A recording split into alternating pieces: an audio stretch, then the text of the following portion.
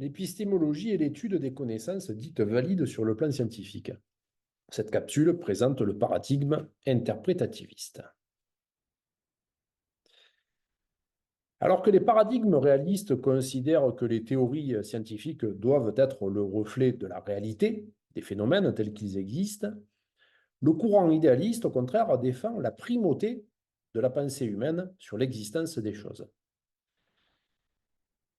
Les paradigmes relativisent alors l'objectif de la science, qui n'est plus d'identifier les lois qui régisseraient le fonctionnement des phénomènes naturels ou sociaux, comme le positivisme le postulait.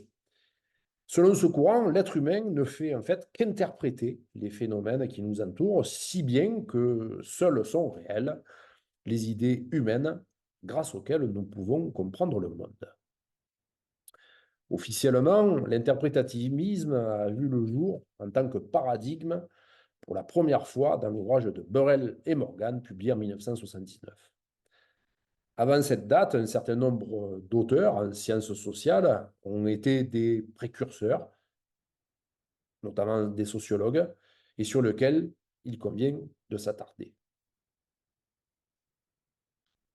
Dilthey sera un des premiers à appeler la communauté scientifique à faire la distinction entre les sciences humaines et les sciences de la nature. Les premières ont comme objet l'étude des connaissances et des comportements des humains. Aussi, les théories produites ne peuvent pas avoir le même niveau de régularité, de stabilité que les secondes.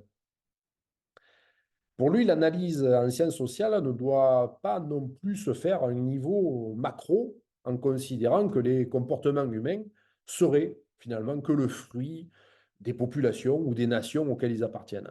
Non, en sociologie, il va défendre ce qu'il va appeler l'historicisme. Plutôt que de chercher à expliquer les comportements humains par des liens de cause à effet, comme dans le positivisme, il faut pour lui les décrire à travers l'enchevêtrement de leur connexion avec le contexte et l'environnement dans lequel les individus évoluent. Max Weber, en s'appuyant sur Kant, va lui développer la sociologie dite moderne. Selon lui, la sociologie est historique, comme le disait Dilthey, puisque les comportements humains sont façonnés par le contexte particulier dans lequel ils se déroulent, mais la sociologie est aussi culturelle, dans la mesure où les intentions, les motivations des individus à agir dépendent également des systèmes de valeurs qu'ils partagent. Husserl va développer la phénoménologie, c'est-à-dire l'étude des phénomènes vivants ou sociaux, et qualifiera la sienne de transcendantale. La transcendance doit ici être comprise dans le sens idéaliste du terme. Le monde et ses phénomènes qui nous entourent n'ont de réalité qu'au travers des expériences et perceptions que nous en avons.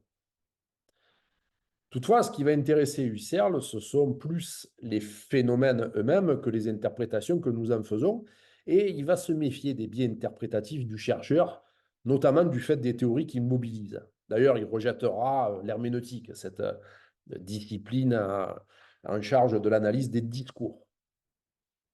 Husserl proposera trois principes que l'on retrouvera d'ailleurs plus tard dans les méthodologies de recherche dites à raciner de Glasner et Strauss. Premièrement, il invite les chercheurs à retourner aux choses elles-mêmes, les étudier telles qu'elles sont, de manière brute. Pour cela, il va les inviter à mettre entre parenthèses leurs préjugés, leurs croyances, notamment du fait de leur éducation et des théories auxquelles ils se réfèrent. C'est le principe réducteur.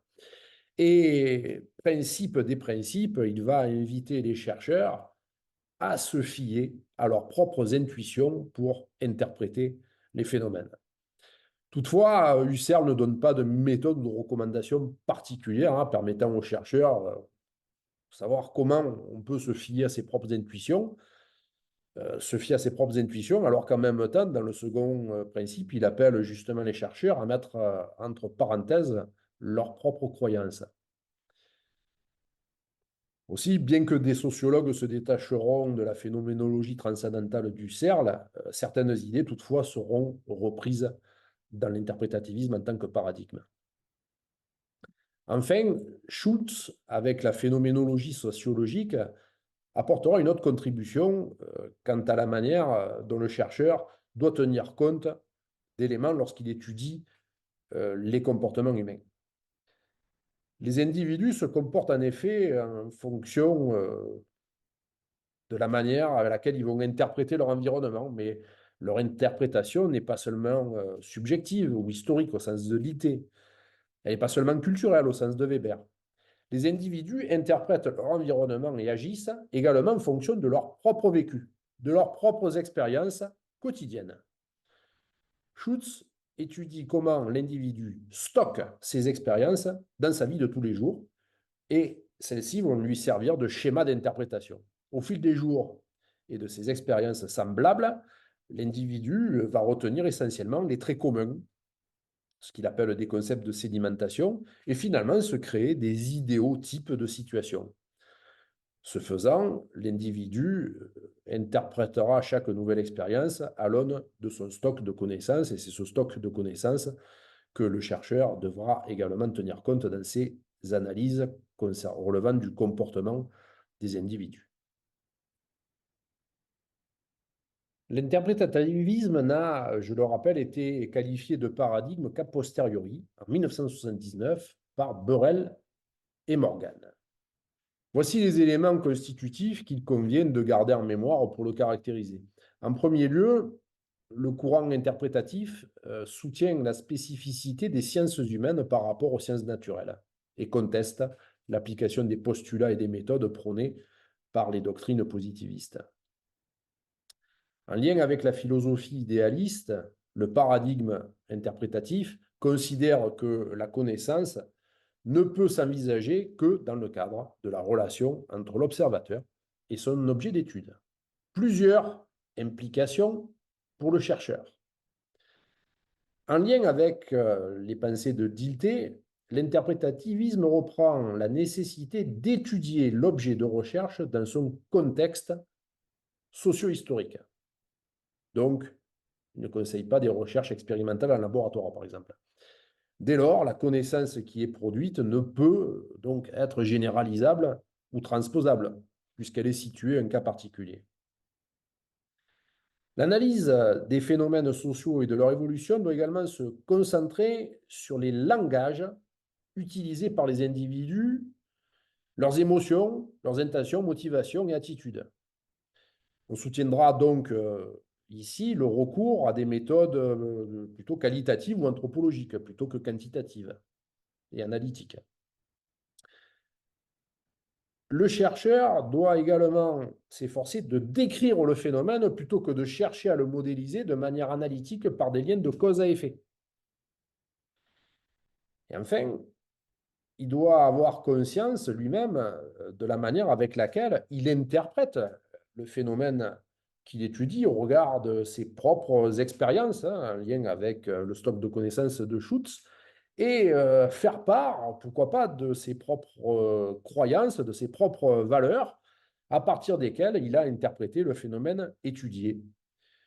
Cette transparence du chercheur envers le public est ce que le Weber nommait la neutralité axiologique. Mais une question cruciale apparaît.